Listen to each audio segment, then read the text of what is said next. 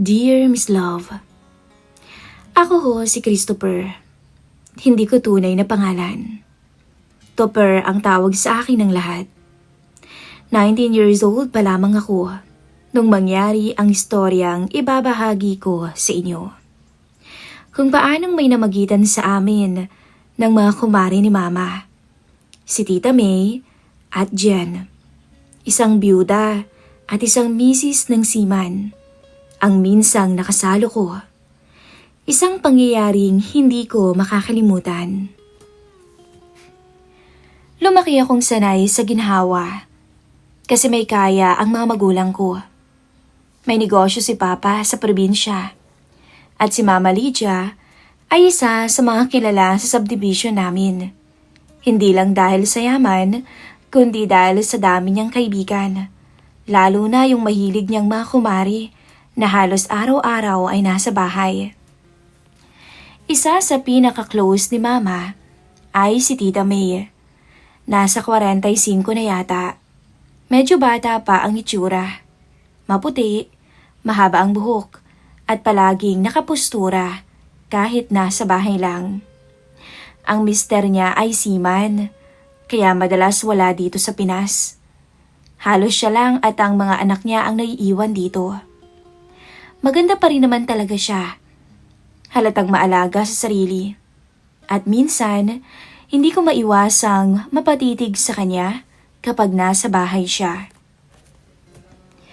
Isa pa niyang kumare ay si Tita Jen. 42 naman ang edad. Biyuda na rin ng ilang taon. Mas tahimik kumpara kay Tita May, pero malakas ang dating. Morena siya, medyo malaman, pero may karisma na iba sa lahat ng babae na barkada ni Mama. May kagalangan sa kilos niya, pero pag tumawa, grabe, ang ganda niya. Hindi ko sukat akalain na sa edad kong to, ay isa sa kanila ang magiging unang karanasan ko. Isang karanasan na hindi ko malilimutan at siyang ibabahagi ko sa inyong channel, Miss Love. Palagi silang nagmamadyong sa bahay.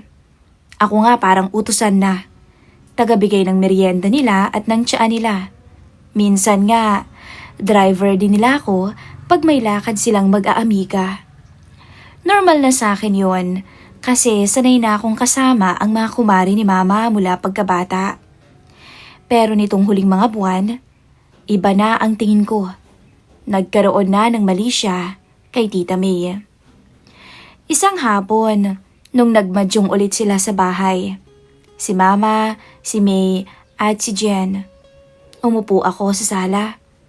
Nagpatay mali siya lang na nanonood ng TV. Pero sa gilid ng mga mata ko, kita ko si May. Nakashort siya ng maikli. Halatang wala nang pakialam dahil kampante sa bahay. Nakasandal siya sa may sofa at paminsan-minsan, dumudungaw ang puting laylay ng blouse niya. "Topper, pakikuha nga kami ng malamig na inumin sa ref," tawag ni Mama. Tumayo ako at pagbalik ko si May ang kumuha ng baso mula sa kamay ko. Nagdikit ang balat namin at para bang may kuryenteng dumaloy sa katawan ko. Nagkatinginan kami sandali. Yung tipong mabilis lang naman pero kakaiba. Napansin ko rin yung ngiti niya. Parang pilya. "Salamat, Topper," sabi niya. Parang ang landi. Nag-init ang tenga ko. Ngumiti ako sa kanya at nagpatuloy kunwari sa panonood ng TV. Kinabukasan, ang aga-aga pa nang bumaba ako para kumuha ng kape.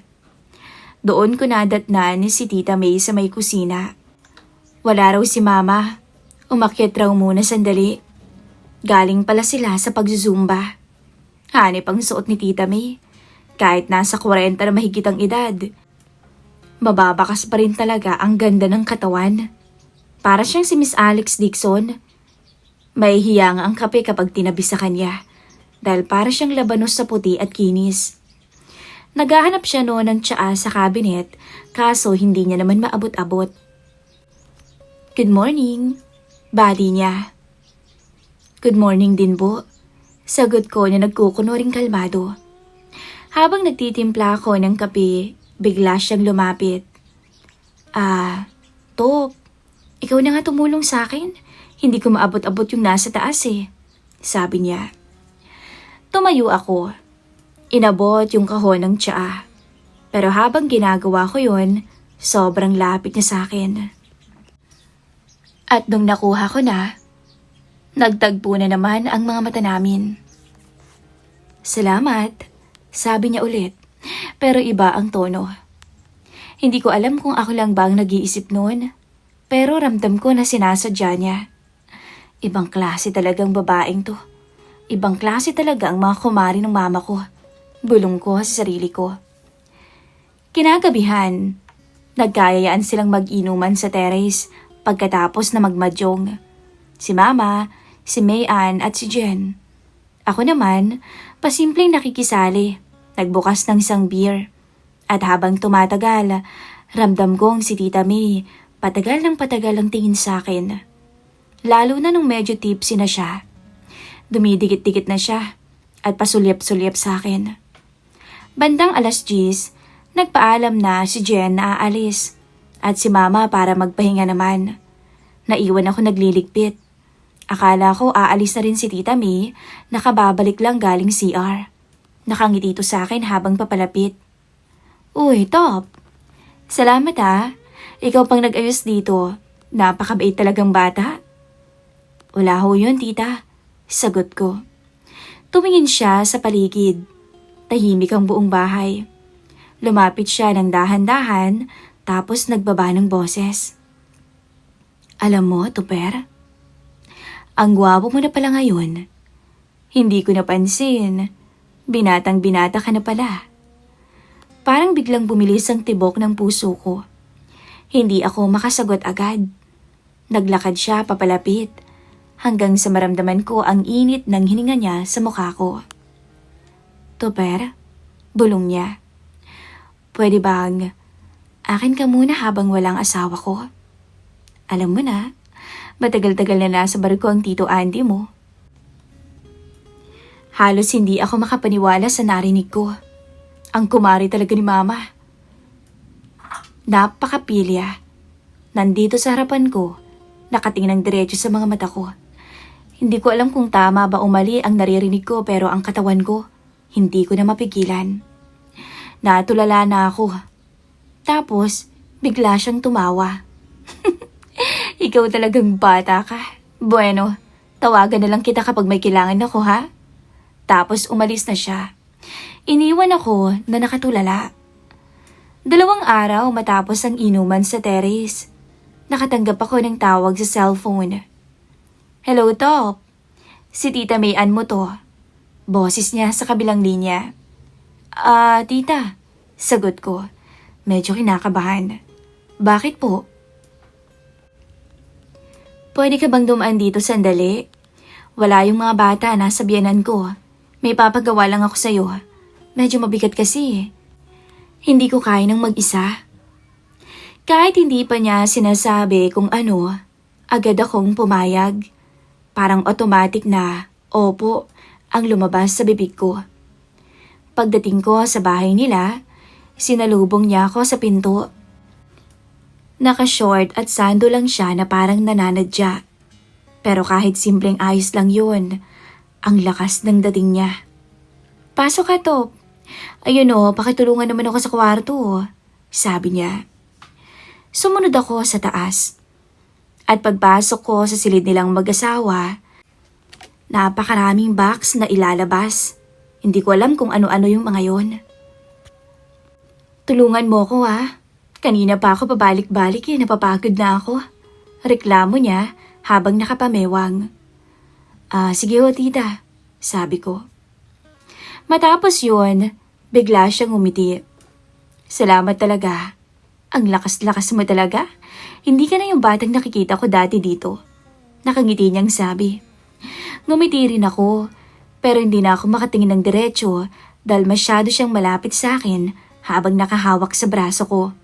Ngiting-ngiti ito na para bang may ibang iniisip. Sandali lang, pawis na pawis ka oh. Sabi niya at kumuha ng maliit na tuwalya sa may gilid. Pinunasan niya mismo ang noo ko. Ay nako, para kang ang anak ko. Pero bigla siyang natigilan. Po? Tanong ko. Napatingin siya sa akin. Matagal. Tapos bigla niyang hinawakan ng pisngi ko. Pero, syempre iba ka. Ang gwapo mo na eh. Bago pa ako makasagot, dahan-dahan niyang inilapit ang labi niya. Parang lahat ng oras tumigil. At nung maglapat ang mga labi namin, wala akong ibang naramdaman kung init at kaba.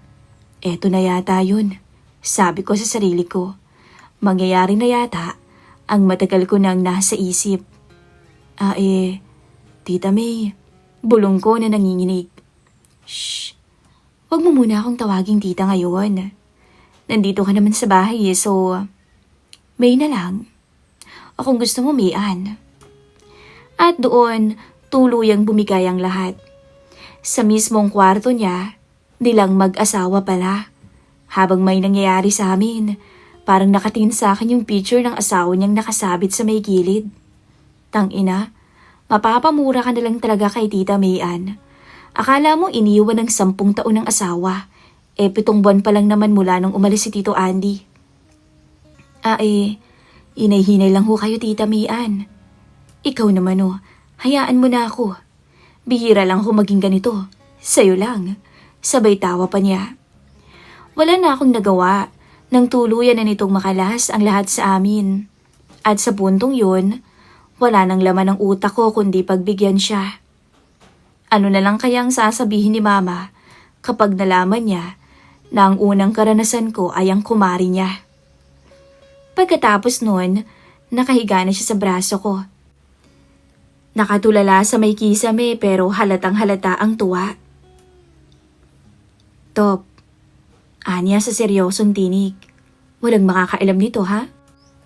Lalong-lalo na ang mama mo. Naku, lagot talaga ako doon. Anya.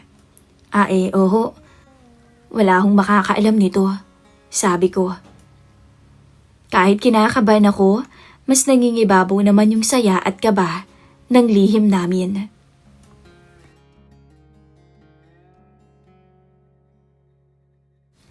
Lumipas ang mga araw, linggo at buwan. Ilang linggo kaming palihim na nagkikita ni Tita Mayan. Minsan, nagdadahilan siya para pumunta ako sa bahay nila. Minsan naman, nakakapag-usap kami ng mabilis kapag nagmamadyong sila sa bahay. Sapat na ang mga ngiti at tinginan para maalala namin yung mga nangyari. Para kaming may sariling mundo. Pero dumating yung araw. Dumating si Tito Andy. Nakita ko pa nga nung araw na yun, nakaparada yung sasakyan nila sa labas. At si Tita May todo ayos, naka-best dress, yakap-yakap ng mahigpitang mister. Sa isip ko best actress talaga si Tita Mayan, parang walang ginagawang kasalanan. Simula nung dumating ang mister niya, naging mailap na ako sa kanya. Lagi kasing nasa bahay yung seaman, lagi silang magkasama. Kaya't sa tuwing magkikita kami, puro tinginan na lang, wala nang salita, wala nang landian. Para bang biglang naging estranghero kaming dalawa, kahit pareho naming alam na minsan may namagitan sa amin. Doon naman pumasok ang biyudang si Tita Jen. Mas naging malapit ako sa kanya mula noon, lalo na't palagi niya rin akong tinatawag para magpatulong sa kung ano-anong bagay. Natural lang naman. Pero ramdam ko na may ibang laman ang mga ngiti ng byuda sa tuwing titingin ako sa kanya. Ilang araw kasi ako nung hindi mapakali. Sa bahay, lagi pa rin nagmamadyong sina Mama kasamang mga kumari niya. Nandun din si Tita Mayan pero iba na ang kilos. Puro kwento tungkol sa asawa niyang kauuwi lang. Puro tawanan, para bang walang nangyari sa amin. Tinablan ako, oo, pero wala naman ako magawa kundi manahimik. At doon na nag-umpisa na mapansin ko si Tita Jen. Tahimik lang siya sa isang sulok habang naglalaro. Pero sa tuwing mapapatingin ako, nahuhuli ko ang mga mata niyang nakatingin din sa akin. Hindi siya kasing ingay ni Mayan, pero iba ang mga titig niya. 5 taon na tong byuda at sigurado ko nangungulila na rin to ng matagal na panahon. mukhang may nabuo na namang plano sa isip ko. Isang gabi, pagkatapos ng madyong noon, nagpaiwan si Jen sa terrace. Ako nagdala ng pitsil ng tubig sa kanya. Salamat, Top. Sabi niya habang tumutungga ng baso. Ngumiti lang ako sa kanya. Wala po yun. Sanay na ako sa inyong mga kumari ni Mama Biro ko. Tahimik siya sandali. Tapos biglang tumingin sa akin ng diretso. Kumusta ka na? Kailan lang naglalaro ka lang. Ngayon ang laki-laki mo na. May girlfriend ka na ba o baka naman marami ka nang napapaiyak na babae ha? Sabi niya. Natigilan ako. Gusto kong magsalita at sabihin, wala nga Dahil si Tita May pa lang, ang kumari nila ang karanasan ko. Pero paano ko naman sasabihin sa kanya yon na iniwan akong bitin ng kumari niya mula nang dumating ang asawa nito. Kaya ngumiti na lang ako ng pilit. Okay lang po ako, Tita. Tsaka wala po akong girlfriend, no? Pero kung gusto mo pwede naman kayo na lang. Pwede ko ba kayo maging girlfriend? Pagbibiro ko sa kanya. Parang namula ang mukha niya, yung tipong kamatis. Ikaw talaga, ang pilyo-pilyo mo na. Gusto ko lang kayong patawanin. Simula noon, mas naging malapit sa akin si Tita Jen. At sa bawat saglit na magkasama kaming dalawa, nararamdaman kong may kakaiba. Hindi siya tulad ni Mayan na biglaan at mapusok. Kay Jen, mabagal lamang, maingat, at ramdam mong may patutunguhan. Isang hapon noon, siya ang naiwan sa bahay pagkatapos ng madyong. Naghihintay siya ng sundo. Nasa may sala siya nakaupo habang ako naman ay nag-aayos ng mga baso. Tita, kayo ba hindi ba kayo nalulungkot dahil mag-isa kayo? Ngumiti siya. Nalulungkot? Minsan nga naiinggit ako Hindi ko alam ang sasabihin, kaya naupo ako sa tapat niya. Pero di bale, nandyan naman yung mga kaibigan niyo Andyan naman si Mama tsaka si Tita Mayan, palagi niyong kasama, sabi ko. Napangiti siya. Pero iba pa rin to, Per. May mga bagay na hindi pwedeng ikuwento kahit sa mga kumari mo. May mga lungkot na ikaw lang yung may dala. Nagtagpo yung mata naming dalawa. Bata ka pa, hindi mo pa ako maiintindihan na iba pa rin pag may nagpapaligaya sa'yo sa ibang bagay. Anya habang nakatingin sa akin.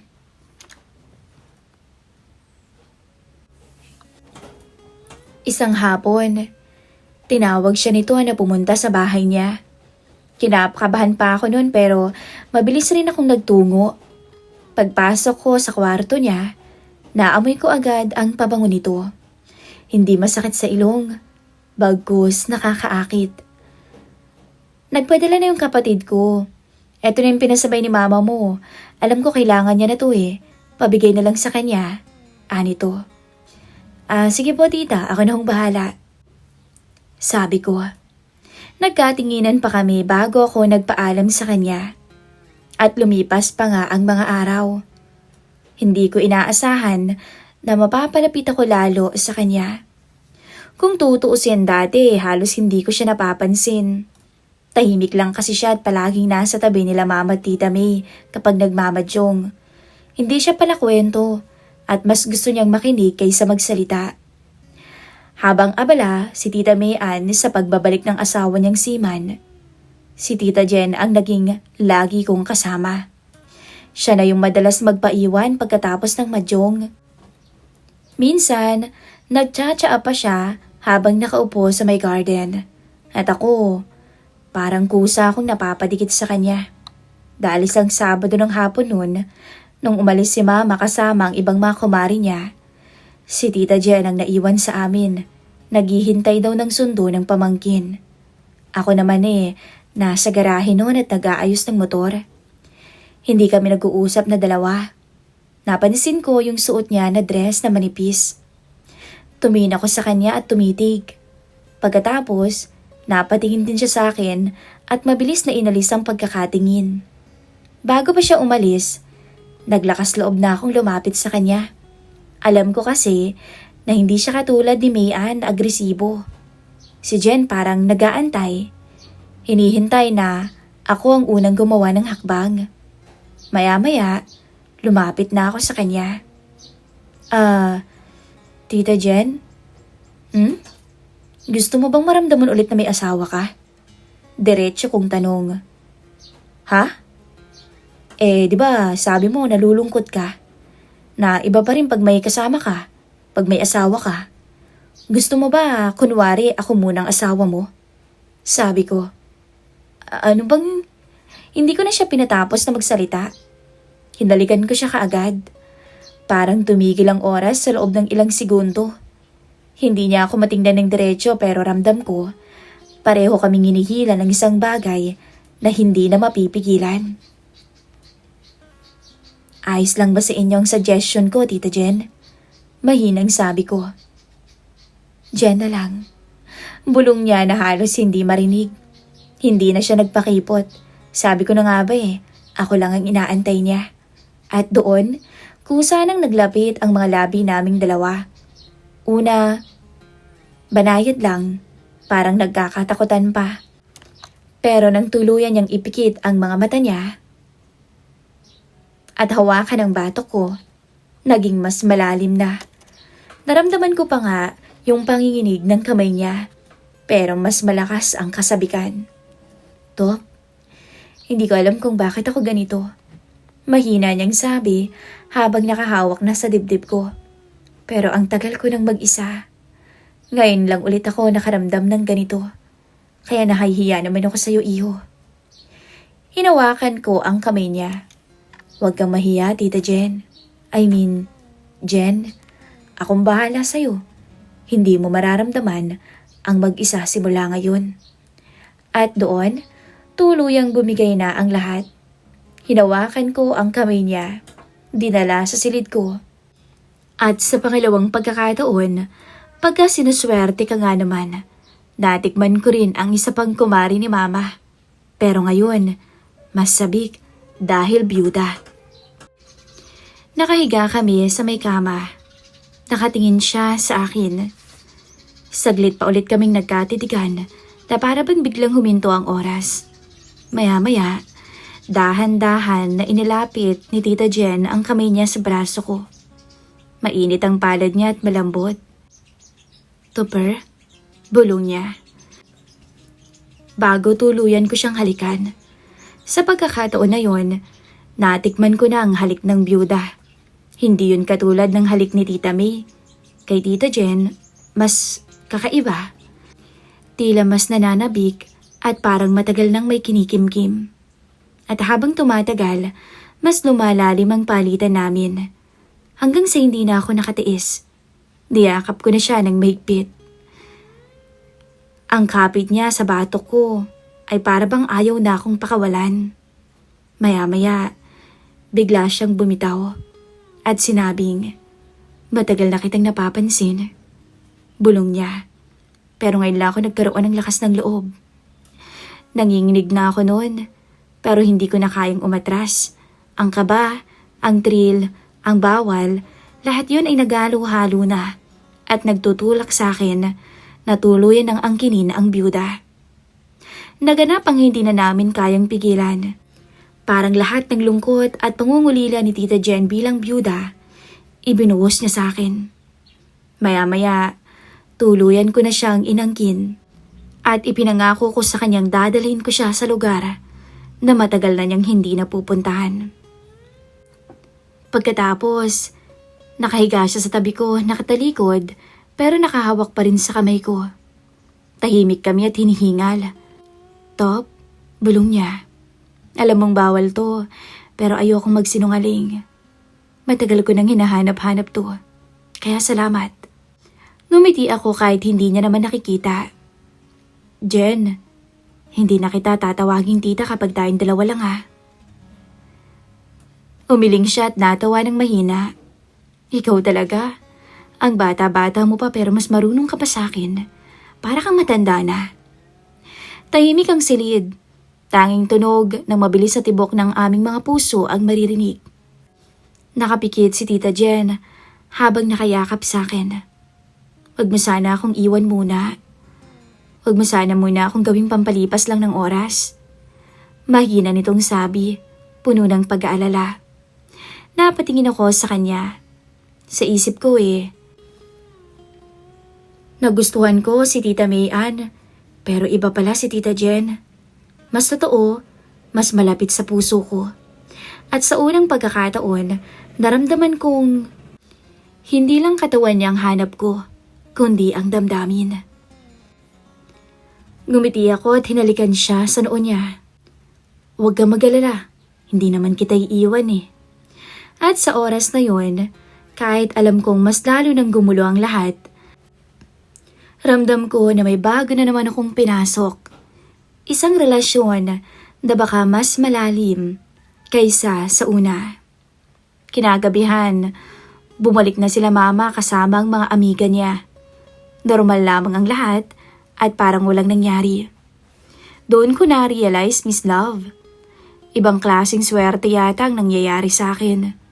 Kung kay Mayan, biglaan at mapusok, kay Jen naman mabagal. At habang tumatagal, mas nararamdaman kong siya na ang hinahanap-hanap ng puso ko. Hindi ko akalain na hantong doon ang lahat. Sa bahay namin, sa gabing yon, doon ko natikman muli ang bawal na damdamin. Ramdam ko pa hanggang ngayon kung paano niya ako hinaplos, kung paano siya napapapakit habang nakadikit ako sa kanya. Hindi ko makakalimutan yung huling titig niya. Para bang takot siya, pero mas nangingibabaw ang saya. Lumipas pa ang mga araw. Parang wala lang nangyari. Nasa bahay siya noon at nagmamadyong sila na parang normal lang. Pero ako, hirap na hirap akong magpanggap. Tuwing tinitingnan ko siya, bumabalik sa isip ko lahat. Yung labi niya, yung init ng balat niya, yung mga salitang binitawan niya, na ayaw niyang makalimutan ko siya. Habang nakaupo ako sa gilid, pinapanood ko silang naglalaro. Para bang bumabagal ang mundo. Maya-maya, biglang tumayo si Jen. Nagpaalam saglit. Pupunta raw ng kusina at iinom ng tubig. Hindi ko napigil ang sarili ko.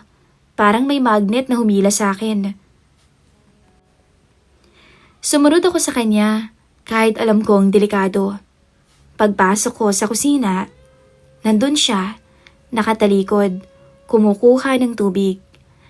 Paglingon niya, nagtagpo ang mga mata namin. Hindi na kailangan ng salita. Lumapit ako at hinawakan ang kamay niya.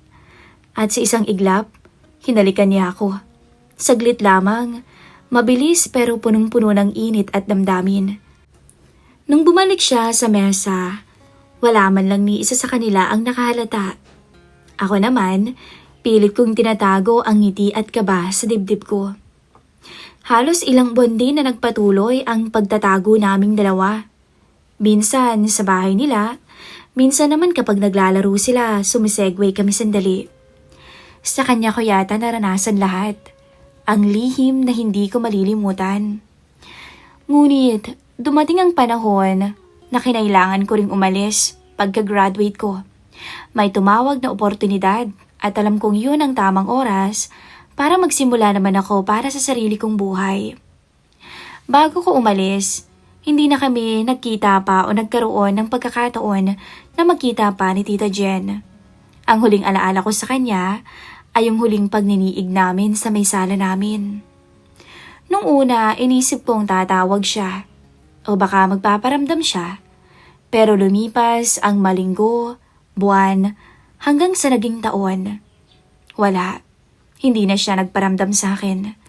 At siguro tama lang yun.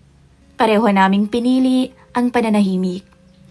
Ngayon, habang nagtatrabaho ko dito sa abroad, naalala ko pa rin ang bahay. Minsan kapag nag-iisa ako, bumabalik lahat ng alaala. Ang mga gabi, sa kusina, ang mga halik. Para bang pelikulang paulit-ulit na pinapakita sa isip ko.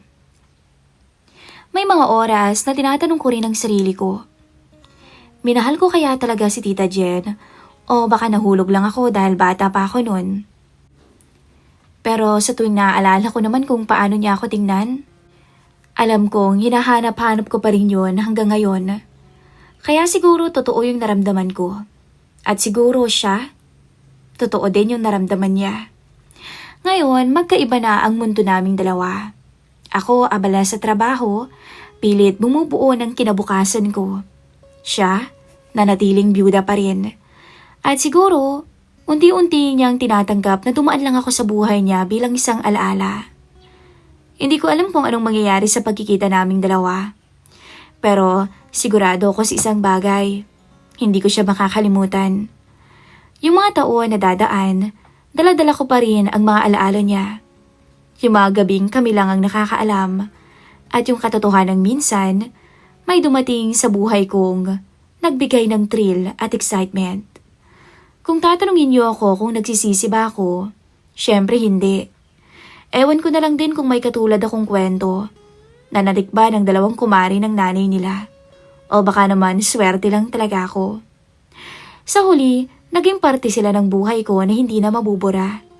Hindi man kami nagkatuluyan ni Tita Jen, hindi man kami nagkita ulit, pero sa akin, alam kong sa bawat pintig ng puso ko, may pangalan siyang nakaukit na. Sa ngayon, 25 na ho ako, Miss Love. Ilang taon na ang lumipas. Pero hanggang ngayon inaaalala ko pa rin siya. Sa muli kong pagbabalik ng Pinas, dahil uuwi ako ngayong December, hindi ko alam kung anong mangyayari sa muli naming pagkikita. Hanggang dito na lamang po at maraming salamat sa pakikinig ng aking kwento. Muli, ako ho si Christopher. At salamat Miss Love sa pag-ere ng aking maiksing kwento.